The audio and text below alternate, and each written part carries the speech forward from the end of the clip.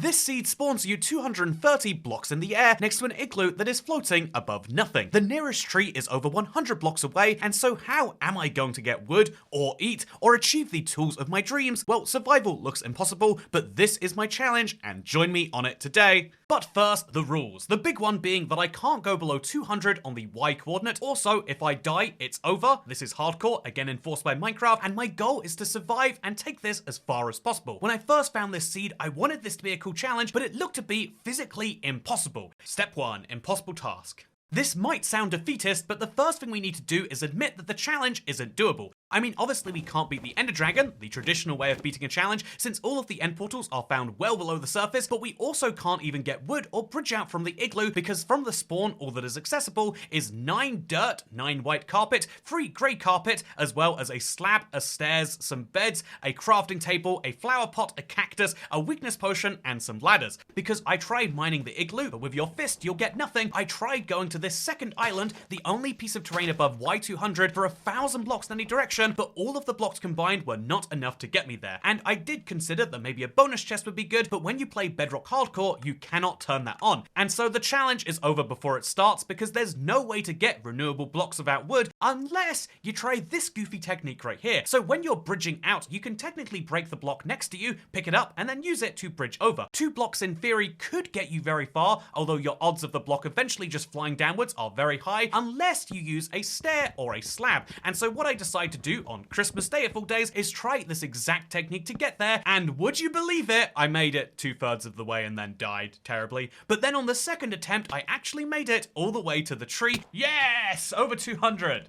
And now we break the tree.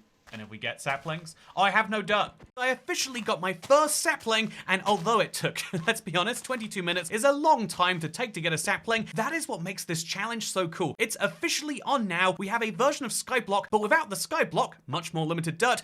Then we'll destroy another block of dirt. No!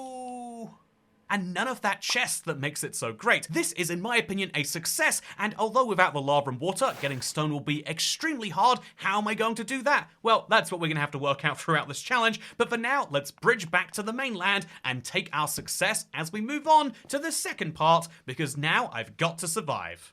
This is hardcore, and so I can and will die if I don't solve the food issue soon. There is an active counter between me and death, in other words, and above Y200, there's not exactly an abundance of food. I do have this 1 golden apple that came from the chest, but I really need to save that if I want to make a village later, and so what am I going to do instead? Well, I could bone meal the ground for some seeds, but that would require me to kill a skeleton, which might kill me even faster. I could also hope for some animals to spawn, but hope won't keep me alive with a grass patch this small, and so instead I'm going to rely on the small chance of oak leaves dropping apples, because apples are food and saplings can grow without wasting any hunger. And eventually one did grow. Yay! I can chop it down and get 4 pieces of wood and no apples. So we go back to staring, and so I literally spent 20 minutes staring at saplings, hoping for them to grow, wondering in my head if maybe they just didn't grow at this height.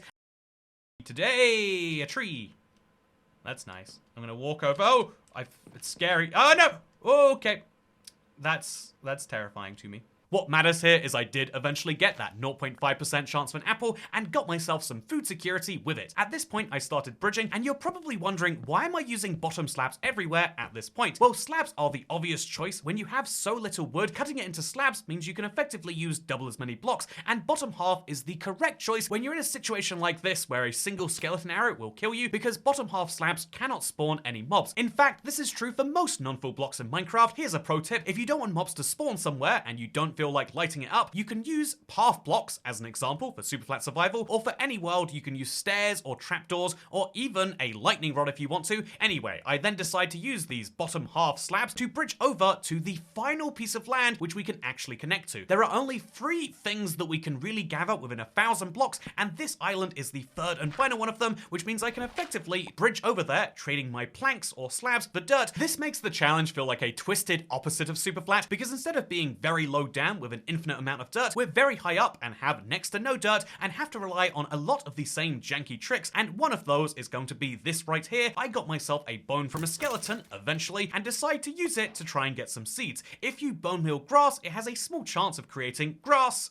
the non-block, and breaking grass has a 10% chance of giving you wheat seeds. I bone meal the grass and chop down all of the grass that comes, and I get absolutely nothing from it. I use the second bone meal, hoping, oh yeah, well this time it will surely happen, and no, nothing happens. Try free means that if I get this wrong, I will have no seeds, despite being several hours into it at this point. We've got to do it, chat. We've got to. If I don't get seeds, I can't have an endless supply of chickens. Yes! 1 seed's unlocked. So I'm going to get both chickens with me now. And thank God I get the seeds, meaning now I can officially lead a chicken. I have 2 of them here, and we're not going to talk about what happened to the second one. But we can tell you that this guy's name is Eggman, and I need you to be emotionally invested in him not dying. Or at least as emotionally invested in him as you are in me, because this is one of those challenges where I have like a mildly dangerous addiction to it. I know that at some point I'm gonna make some stupid slip up, but until that time, I now have a chicken, a little platform that can spawn mobs, and a little place to go and wait while I hope for those mobs to spawn. That's right, to avoid making a classic Toy Cat self-destructive slip-up, I need to remind myself that if I die, this chicken is going to be without a friend, and so we need to stay in this together, which means as we move into step 3, I'm keeping that in mind, because I'm about to do something dangerous. It's lots of building. When this seed was first found, making it this far was a silly dream, but now I stand a chance to actually make some progress in this world and maybe even upgrade my wooden tools to stone, and so obviously I have to start building out the world to make that into a reality. The first and major step I'm going to need to do is to start treating this a bit like a skyblock and consider all of the resources that are going to be very rare and basically hoard them. So the same thing you would do in a normal world, I need to think, how do I get sheep? And the answer is grass. As long as grass is lit, you should be able to have sheep spawn there if you're at least 20 blocks away, and so I stand over here and wait. But as it turns out, having only 10 blocks of grass doesn't give you very good odds. And so while I could sit here for days and solve my problems that way, instead I'm going to start multitasking and getting some other important steps done, because I'm going to place some top slabs for the first time. That's right, I'm going to build a dedicated mob spawning platform, not for friendly mobs, because you won't find sheep spawning on planks, but instead for hostile ones. There are lots of valuable drops that you can get from zombies, skeletons, spiders, and maybe even one day from a creeper, but most importantly, this means that we're going to need to get those mobs to spawn in, but in a way where they have a 0% chance of attacking and hurting me, but especially of knocking me off and killing me. That's why I'm working on this mob spawning platform, but first I'm going to go out and get myself a second type of tree, the spruce tree. It's a one in not very high chance. Oh! No, that's a stick. This is going to be much more effective for getting large types of wood, essential for what this seed is going to require if I want to get anything else done. And then also, I get very lucky with my big summoning platform, because eventually I got a zombie, and when killing it, I got this very rare and lucky 1 in 120 chance. Oh, a carrot! Yes! Chat!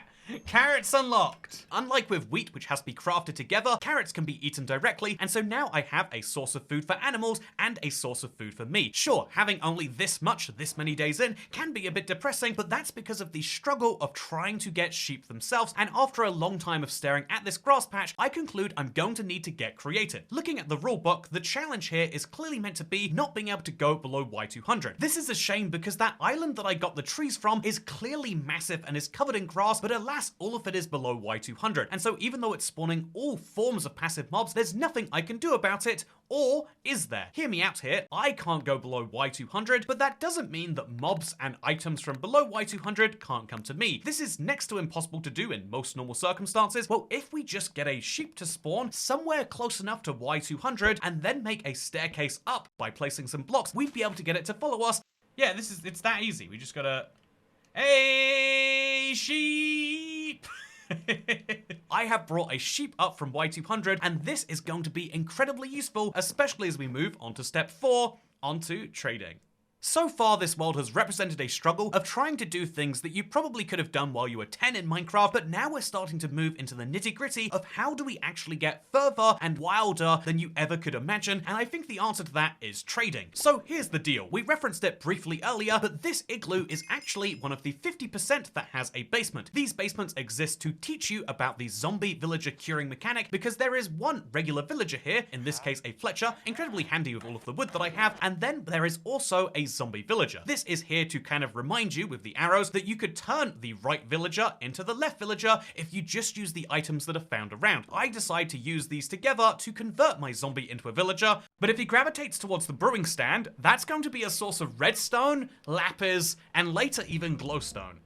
Oh, he converted. Although I missed the big moment because of this stupid fox, and now that I have 2 villagers, I can officially start to grow even more than this, because all you need to turn 2 villagers into 3 is having more than 2 beds and having food for both the villagers. So what is the best way for me to both get beds and to get food? I think it's to turn this man into a shearing man. What's the name? I put a loom next to him. Also, no, I need that thing so bad. A shepherd. I turn him into a shepherd. That's right, the man who has never seen a sheep in his life and who literally came into existence about 2 minutes ago is going to give me tips on how to shear sheep, and I've decided that this is the optimal choice of villager for this run. I had lots of choices, namely, I could have used a barrel, I could have used a composter, or I could have let him naturally gravitate towards the cauldron or the brewing stand, and although redstone might have been useful, a bucket with fish might have been even more so, and bread seems like it should be the easy choice. I mean, if I'd have just had a farming villager, my life could be so much easier on a food front, but shears are going to be the crucial thing that allow me to expand this village, because they are going to allow me to shear my sheep and get a renewable source of wool. I have no other way to get large amounts of that, and also, crucially, they're going to allow me to get food too. How is that going to be possible? Well, it all comes down to this magical block called the composter. A lot of people don't know the full range of what you can put in here. It's a surprising number of blocks. Most of them aren't really that accessible to us. I tried using some saplings in there earlier, but it cost me 23 saplings for 1 bone meal, so I haven't done it since, and so what should I do instead? So I'm going to shear all of these leaves, even though I would love to have an apple right now.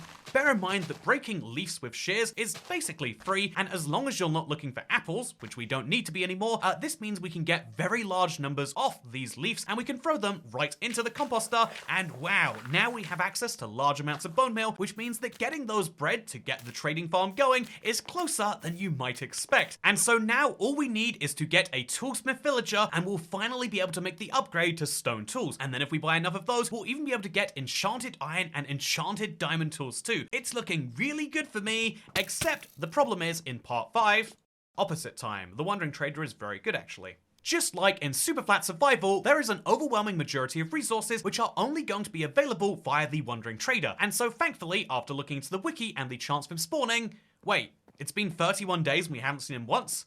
Where the f is the Wandering Trader? Seriously, man, how am I gonna get my hands on cobblestone if I can't get some TNT? How am I gonna get TNT if I can't get sand? And how am I gonna get sand if this damn guy won't show up for work? It's been so long. Regardless of the setbacks, it's finally time for me to find some stone tools. There are 2 main ways I can go about this. One is to get enough iron to make myself a smithing table, and then I could trade myself some stone tools and eventually even enchanted iron and enchanted diamonds if I go up the tech tree enough. And the other is to find myself some stone. The good news is that mountain biomes, which tend to be the tallest, are largely made out of stone, and this is a world seed that should have some of them. I mean, it's not like mountain biomes are particularly rare. Dramatic noise or effect. Oh, never mind, I guess my nearest mountain is actually about 6,000 blocks away this way, or 5,000 blocks that way. I guess I'll work on that, huh?